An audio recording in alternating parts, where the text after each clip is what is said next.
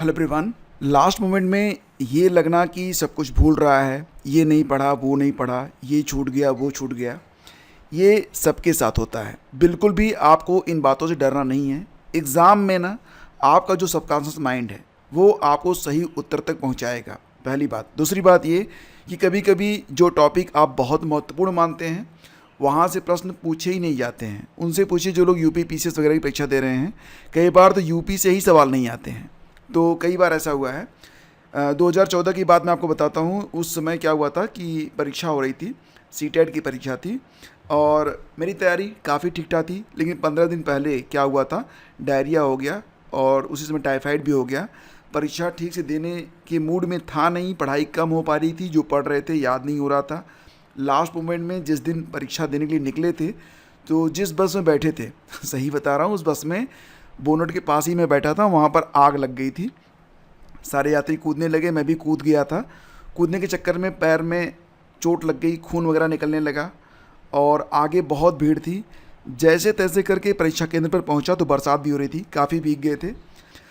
परीक्षा में बैठे और जब बैठे तो कंसंट्रेट होकर बैठे कि चलो अब सब कुछ ठीक है, परीक्षा देते हैं। और कमाल की बात बताता हूँ, परीक्षा को मैंने क्रैक भी किया था, ठीक है। तो सीटेट उस समय मेरा क्लियर भी हुआ था। तो घबराना नहीं है, जब तक कि मैदान से वापस नहीं आ जाते आपको एवरीथिंग इज़ ओके ये मान चलना है। वो 3 इडियट मूवी का सीन है ना कि ऑल इज़ वेल, सही बात है, हमारा दिल बच्चा होता है, इसे समझा के रखना पड़ता है, ठीक है। तो लास्ट मोमेंट में आपको बिल्कुल डरना नहीं है, जितना आपने पढ़ा है उतना पर्याप्त है और शांति के साथ अब आप परीक्षा भवन में जाएं। आज का वीडियो अपलोड करने का कोई प्लान नहीं था, लेकिन कुछ लोगों ने कहा कि सर रेगुलरिटी बनी रहती है, कुछ महत्वपूर्ण प्रश्न अगर आप करवा देते हैं। देखो, ये जो प्रश्न मैंने चुने हैं ना, ये हाल ही के प्रश्न हैं। तो हो सकता है प्रश्न डायरेक्टली आपको देखने को मिल भी जाएं और हो सकता है ना भी मिलें, ठीक है।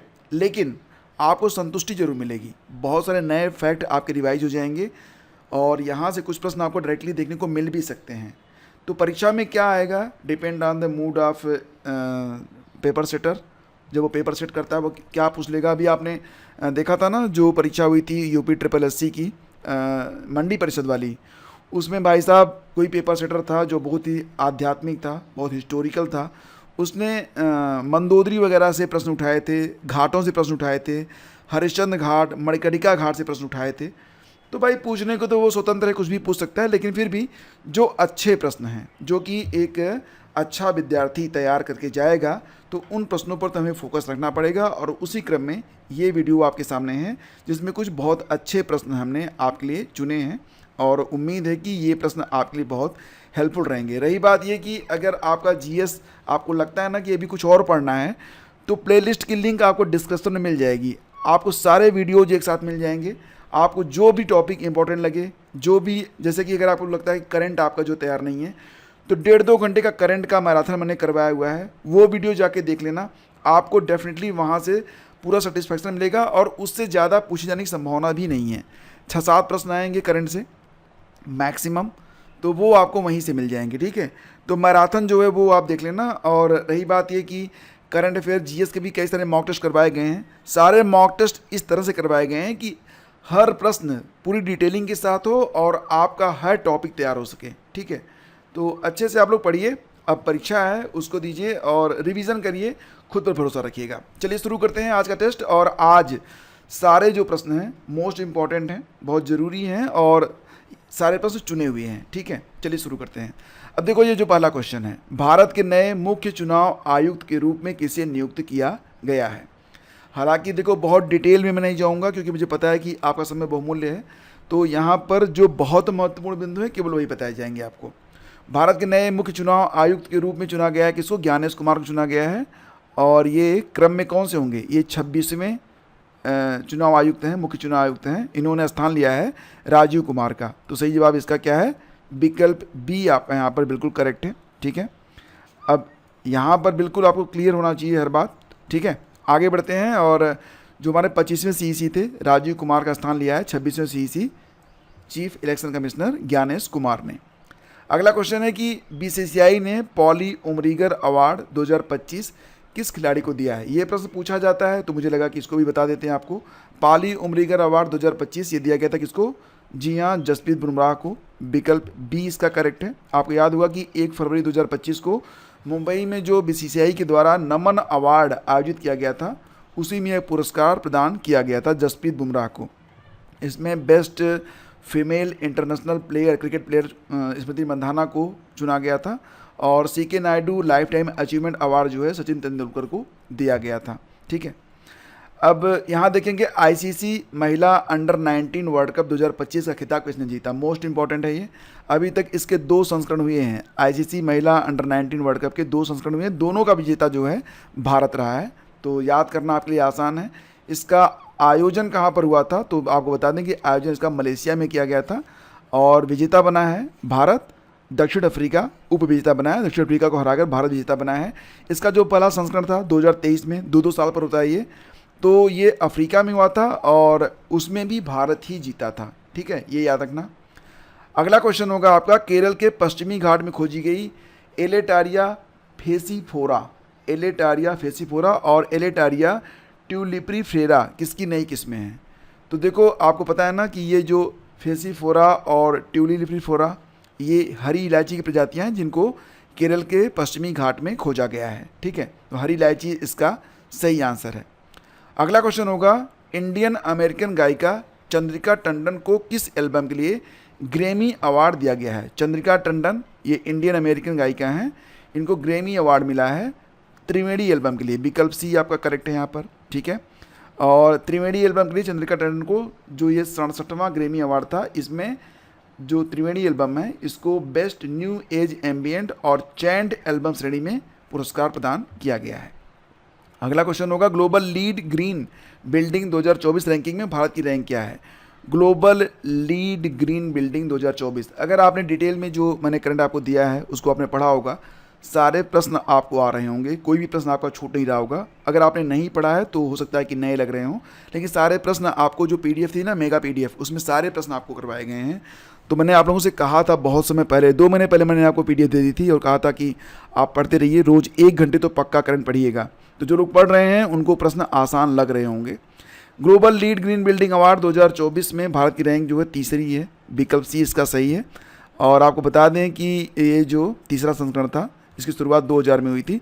यूएस ग्रीन बिल्डिंग काउंसिलिंग के द्वारा, काउंसिलिंग नहीं काउंसिल के द्वारा ये रैंकिंग दी जाती है। ये एक सर्टिफिकेशन है जो किसी बिल्डिंग की energy efficiency, water conservation, carbon footprint reduction पर आधारित होती है। अगला क्वेश्चन होगा, पैरा आर्चरी एशिया कप 2025 में भारत ने कुल कितने स्वर्ण पदक, गोल्ड मेडल जीते हैं। पैरा आर्चरी एशिया कप 2025 में भारत ने कुल 6 गोल्ड मेडल जीते हैं। भारत ने कुल पदक जीते हैं कितने, 12।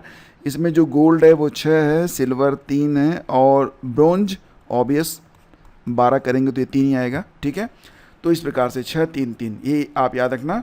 और पदक तालिका में भारत टॉप पर है। भारत का सबसे बेस्ट प्रदर्शन रहा ये पैरा आर्चरी एशिया कप 2025 में। और इसका आयोजन कहाँ पर किया गया था, थाईलैंड में, बैंकॉक में। अगला क्वेश्चन है, हाल ही में चर्चा में रहा थाई पुसम त्यौहार किस समुदाय का त्यौहार है। थाई पुसम त्यौहार, हालांकि जितने भी त्यौहार हुए हैं मैंने आपको बूस्टर में और जीएस में कंप्लीट करवा दिए हैं, तो यहाँ पर मैं बहुत डिटेल में तो जाने वाला नहीं। यहाँ पर मैं आपको केवल मुख्य पॉइंट बताऊँगा। थाई पुसम त्यौहार जो है यह तमिल हिंदू समुदाय के द्वारा मनाया जाता है। विकल्प सी आपका यहाँ पर सही है। ठीक है, और तमिल महीने के पहले पूर्णमासी को इसे मनाते हैं जो तमिल होते हैं। हालांकि ये त्यौहार भारत के साथ साथ कई अन्य देशों में भी मनाया जाता है। और ये जो त्यौहार है ये भगवान मुर्गन को समर्पित है। ठीक है, अगला क्वेश्चन है, इनकम टैक्स बिल 2025 पेश किया गया था हमारी वित्त मंत्री निर्मला सीतारमण जी के द्वारा। प्रश्न ये है कि इनकम टैक्स बिल 2025 किस पुराने एक्ट को रिप्लेस कर रहा है। तो इनकम टैक्स एक्ट 1961 के स्थान पर अब इनकम टैक्स एक्ट 2025 को लाया गया है। तो ऑप्शन बी आपका यहाँ पर करेक्ट है। इसके बाद देखिए, विश्व दाल दिवस कब मनाया जाता है। फरवरी के जितने भी महत्वपूर्ण दिवस हैं मैंने आपको करवा दिया है, उसी में एक महत्वपूर्ण दिवस है विश्व दाल दिवस। ये मनाया जाता है प्रतिवर्ष 10 फरवरी को। विकल्प सी सही है। इसकी थीम क्या है 2025 में, bringing diversity to agri food system, यानी दालें कृषि खाद्य प्रणालियों में विविधता लाना। ठीक है, ये देखो मोस्ट इंपॉर्टेंट में आएगा आपका, हालांकि मैंने डिटेल में आपको करवा दिया था प्रश्न पहले। भारत में कितने नए वेटलैंड्स को रामसर साइट्स का दर्जा दिया गया है? तो आपको पता है ना कि फरवरी में 4 नए वेटलैंड जोड़े गए हैं, और ये महत्वपूर्ण किस लिए हैं? क्योंकि सिक्किम में और साथ ही साथ सिक्किम में और झारखंड में 2 रामसर साइट जुड़े गए हैं, और सिक्किम में और जो ये आपका झारखंड है, दोनों में ये पहला रामसर साइट बनाया गया है। इसके पहले सिक्किम और झारखंड में कोई रामसर साइट नहीं थी। तो कुल मिला के अब भारत में जो रामसर साइट्स हो गई हैं उनकी संख्या हो गई है 89। याद रखिएगा, एशिया में रामसर साइट के मामले में भारत नंबर 1 पर है, दुनिया में भारत रामसर साइट के मामले में नंबर 3 पर है। ठीक है, ये याद हो गया आपको। और देखें तो भारत में सबसे अधिक जो रामसर साइट हैं वो कहाँ पर हैं? तो तमिलनाडु में 20 रामसर साइट हो गई हैं, तमिलनाडु नंबर 1 पर है। यूपी में 10 रामसर साइट है, यूपी नंबर 2 पर है। सारे फैक्ट हो गए। जो 4 नए बनाए गए हैं रामसर साइट्स कौन कौन से हैं? 2 तमिलनाडु से हैं, 1 सिक्किम से है, 1 झारखंड से है। जो 2 तमिलनाडु से हैं ये दोनों पक्षी अभयारण्य हैं, सक्कारा कोट्टई और थेरथंगल। और जो सिक्किम का वेटलैंड है खेचियोपल्ली, ये बनाया गया है तीसरा। और उधवा झील बनाया गया है जो कि कहाँ पर स्थित है? झारखंड में स्थित है। तो खेचियोपल्ली यह सिक्किम की पहली रामसर स्थली होगी, उधवा झील भी झारखंड की पहली रामसर स्थली होगी। तो ये 4 नए रामसर साइट के साथ भारत में अब कुल 89 रामसर साइट हो चुके हैं। हाल ही में माउंट तारानाकी पर्वत को कानूनी व्यक्ति के रूप में मान्यता दी गई है। यह पर्वत किस देश में स्थित है? तो यह स्थित है आपके न्यूजीलैंड में। विकल्प डी इसका सही है। और माउंट तारानाकी को कानूनी व्यक्ति यानी कि एक व्यक्ति को जितने भी कानूनी अधिकार प्राप्त होते हैं वो इस पर्वत को भी प्राप्त होंगे, तारानाकी को। क्यों ये तारानाकी को एक व्यक्ति की तरह कानूनी संरक्षण दिया गया है? कारण ये है ना कि ये एक माओरी कम्युनिटी होती है न्यूजीलैंड की, ये इस पर्वत को अपना पूर्वज मानते हैं, जिसकी वजह से अब ये पर्वत पूरी तरह से संरक्षित रहेगा। आगे बढ़ते हैं। अब देखो कुछ महत्वपूर्ण सैन्याभ्यास जो कि 2025 में हुए हैं, तो हो सकता है कि यहाँ से प्रश्न एग्जाम में आए, जैसे कि एक्वेरियन। हालांकि मैं ऑलरेडी आपको सब बता चुका हूँ। एक्वेरियन 2025 ये जो आयोजन होता है एक्वेरियन का, भारत और मालदीव के बीच में होता है, और इसका 13वां संस्करण था 2025 में, जो कि मालदीव में आयोजित किया गया था। इसके पहले कहाँ पर हुआ था? भारत में हुआ था। 2024 वाला कहाँ पर हुआ था? भारत में। 2025 का मालदीव में। अब 2026 फिर कहाँ पर होगा? भारत में होगा। 12वां संस्करण जो था ये भारत में हुआ था, मैंने आपको बताया। इसके अलावा संप्रीति नामक जो युद्धाभ्यास होता है भारत और बांग्लादेश के बीच में होता है। मित्र शक्ति और श्रीनेक्स नामक जो युद्धाभ्यास है भारत और श्रीलंका करते हैं। सूर्य किरण नामक जो ये युद्धाभ्यास है भारत और नेपाल के बीच में होता है। और हैंड इन हैंड ये जो अभ्यास है भारत और चीन मिल करते हैं, हाथ में हाथ। मुझे लगता नहीं है ऐसा नाम इसका रखना चाहिए था। चीन तो हमेशा हमारे साथ, और हमारे साथ ही क्या अपने सभी पड़ोसियों के साथ ये लड़ता रहता है। आगे मैं आपको बताऊंगा। तो ये अपने सभी पड़ोसियों के साथ क्या कहता है मालूम है? ये हमारी बाउंड्री लाइन है, ये बताएगा भाई साहब यहाँ तक तो है हमारा, ये 5 हाथ आगे ही चला जाता है। होते हैं ना कुछ पड़ोसी जो आपको कभी चैन नहीं लेने देते। चीन वैसा ही एक पड़ोसी है, अपने पड़ोसियों को चैन लेने नहीं देगा।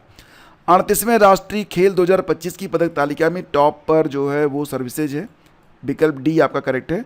और एक बात और याद रखना कि जो आपके 39वें नेशनल गेम होंगे ये मेघालय में होंगे, तो ये भी याद रखना। और जो 38वें राष्ट्रीय खेल हैं तो टॉप पर सर्विसेज रहा।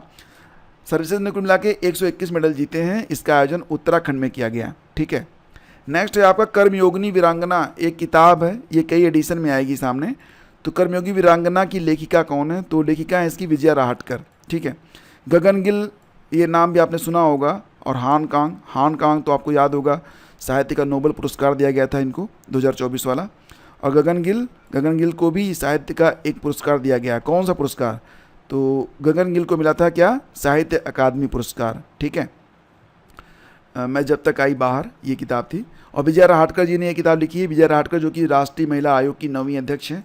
बात करें अगर राष्ट्रीय महिला आयोग के बारे में तो NCW क्या है? एक वैधानिक निकाय है और इसकी स्थापना राष्ट्रीय महिला आयोग अधिनियम 1990 के तहत हुई थी। यह भारत सरकार का एक स्वायत्त निकाय है।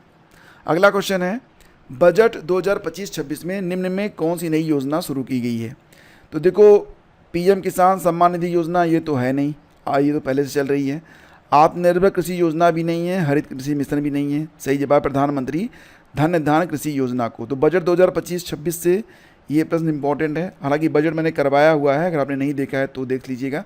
और शुरू में ये योजना जो होगी वो 100 जिलों में स्टार्ट की जाएगी।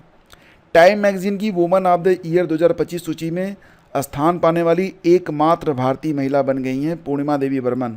ये उत्तराखंड से हैं। ये हरगिला नामक एक पक्षी होता है, उसके संरक्षण के लिए जानी जाती हैं। इनको कई सारे अवार्ड मिल चुके हैं, लेकिन फिलहाल तो महत्वपूर्ण ये है आप जानिए कि टाइम मैगजीन की वुमन ऑफ द ईयर 2025 की सूची में शामिल होने वाली एकमात्र भारतीय महिला हैं पूर्णिमा देवी बर्मन जी।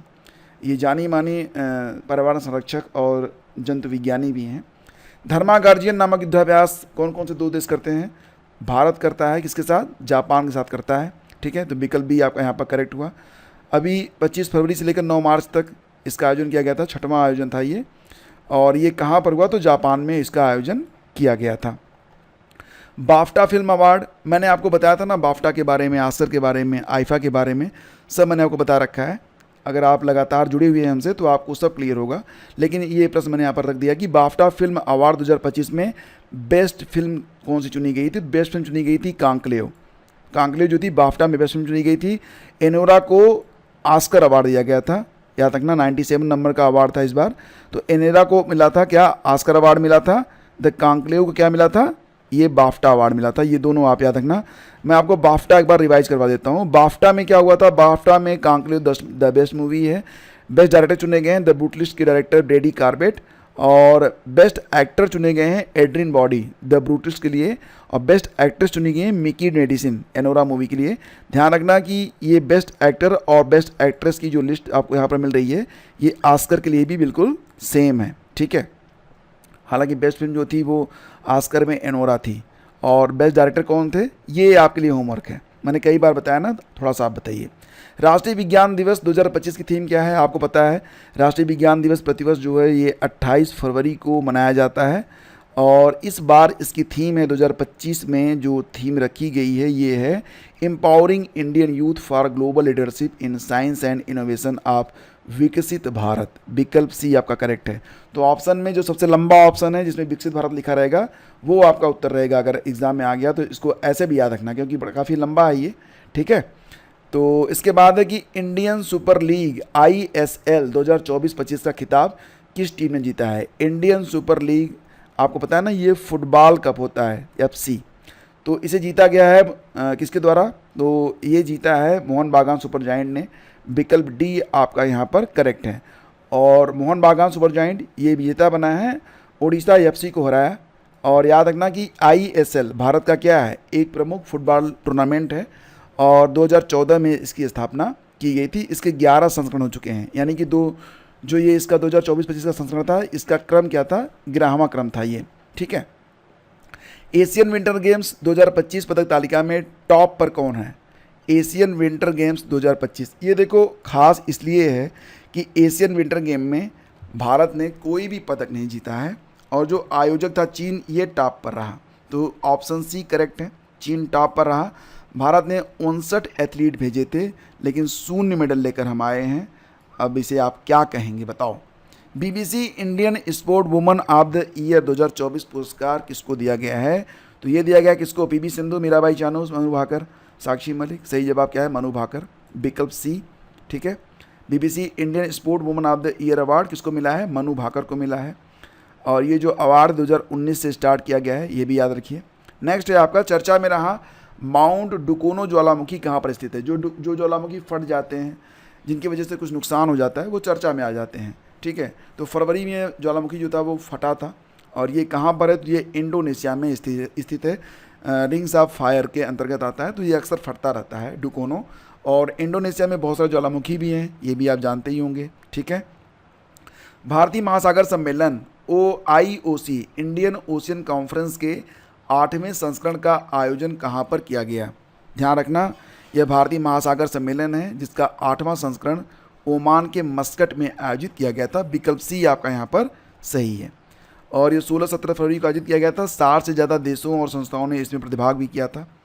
इसके बाद बात करें तो IOC यानी कि इंडियन ओशियन कॉन्फ्रेंस ये हर साल आयोजित होती है। 2016 में इसका पहला संस्करण सिंगापुर में आयोजित किया गया था। ये देखो आगे आपका टोंकिन की खाड़ी, अभी चाइना इसको लेके विवाद काट रहा है। टोंकिन की खाड़ी किन दो देशों के बीच है? तो क्या किया है ना, टोंकिन की खाड़ी को चाइना बता रहा है कि भाई साहब ये हमारा है। ठीक है, ये बताते रहते हैं सबको, दूसरे की घर में घुस जाएंगे, बोलेंगे देखो ये जो तुम्हारा टीवी है ना ये हमारा है। तो देखो ये ना विवाद जो शुरू हुआ है ये किसके बीच हुआ है? चीन और वियतनाम के बीच ये विवाद स्टार्ट हुआ है। ऑप्शन बी इसका करेक्ट है। भारत के सर्वोच्च साहित्यिक सम्मान 59वें ज्ञानपीठ पुरस्कार हाल ही में किसे दिया गया? 59वां ज्ञानपीठ पुरस्कार, 58वां तो आपको याद होगा, गुलजार को दिया गया था और स्वामी रामभद्राचार्य को दिया गया था। 59वां दिया गया है विनोद कुमार शुक्ल को। विकल्प सी इसका करेक्ट है। विनोद कुमार शुक्ल की एक किताब आई थी, दीवार में एक खिड़की रहती थी, ये किताब आई थी जिसको 1999 का साहित्य अकादमी भी प्रदान किया गया था। अब म्यांमार में जो अभी हाल ही में भूकंप आया था तो राहत के लिए भारत ने कौन सा ऑपरेशन स्टार्ट किया था? तो नाम रखा था उसका ऑपरेशन ब्रह्मा। विकल्प सी इसका करेक्ट है। और विश्व खुशहाली सूचकांक 2025 में भारत की रैंक क्या है? तो 2024 से 2025 में भारत थोड़ा सा खुश हुआ है according to this index, but rank क्या है? रैंक है 118। ठीक है, अब आपको लग रहा होगा 2024 में क्या थी रैंक? तो देखो 2024 में भारत जो था 126वें स्थान पर था, 25 में आ गया है 118वें स्थान पर। कुल 147 देशों पर यह रैंक जारी की गई है। तो सबसे खुशहाल देश फिनलैंड है, दूसरे स्थान पर डेनमार्क है, तीसरे स्थान पर आइसलैंड है। ठीक है, तो कैसे याद रखोगे? फिनलैंड, आपको पता है ना पहले एक मोबाइल बड़ी चर्चा में रहती थी, नोकिया का जो कंट्री थी कहाँ से बनती थी? ये फिनलैंड से बनती थी। तो मोबाइल पाके लोग खुश हो जाते थे, बड़े खुशहाल थे फिनलैंड वाले। डेनमार्क को दुनिया का गौशाला कहा जाता है, दूध पी पी के लोग बहुत खुश हैं। तीसरे लोग आइसक्रीम खा खा के बहुत खुश हैं। तो फिनलैंड, डेनमार्क और आइसलैंड एक क्रम से 3 स्थानों पर है। मैंने ऐसे बोल दिया है ताकि आपको थोड़ा सा याद रहे, क्योंकि चीज़ें अक्सर दिमाग में रहती हैं। ठीक है, और इस रैंक में चाइना जो है वो हमसे ज़्यादा खुश बताया जा रहा है, वो 68 नंबर पर है। नेपाल 92 नंबर पर है, नेपाल भी हमसे ज़्यादा खुश है। पाकिस्तान भी हमसे ज़्यादा खुश है भाई साहब, according to this index. Pakistan 109 number पर है और हम 118 नंबर पर हैं, मतलब हम पाकिस्तानियों से ज़्यादा उदास रहते हैं। हाल ही में कौन सा राष्ट्रीय उद्यान भारत का 58वां टाइगर रिजर्व बना है? तो 58वां टाइगर रिजर्व तो आपको पता ही है, ये बन गया कौन सा? माधव, जो कि कहाँ पर स्थित है? माधव नेशनल पार्क, ये मध्य प्रदेश में स्थित है। तो ऑप्शन बी करेक्ट है। ध्यान देना कि जो ये माधव नेशनल पार्क है ये शिवपुरी ज़िले में है, 1751 वर्ग किलोमीटर में फैला हुआ है। अब एमपी में कितने टाइगर रिजर्व हो चुके हैं? तो 9 हो चुके हैं, ये भी याद रखना। भारत का जो 55वां टाइगर रिजर्व बना था धौलपुर करौली टाइगर रिजर्व राजस्थान में बना था। 56वां बना था गुरु घासीदास तमोर पिंगला टाइगर रिजर्व छत्तीसगढ़ वाला। 57वां बना था रातापानी टाइगर रिजर्व मध्य प्रदेश वाला। और 58वां कौन सा बन गया है? Madhav tiger reserve. और प्रोजेक्ट टाइगर की शुरुआत कब होती है? तो 1 अप्रैल 1973 से इसकी स्टार्ट हुई थी। और ध्यान रखना कि जो बाघ गणना 2022 में आई थी, इसके आंकड़े 2023 में आए थे, उसके बाद तो गणना हुई नहीं है। तो ये गणना इंपॉर्टेंट है, बाघ गणना 2022।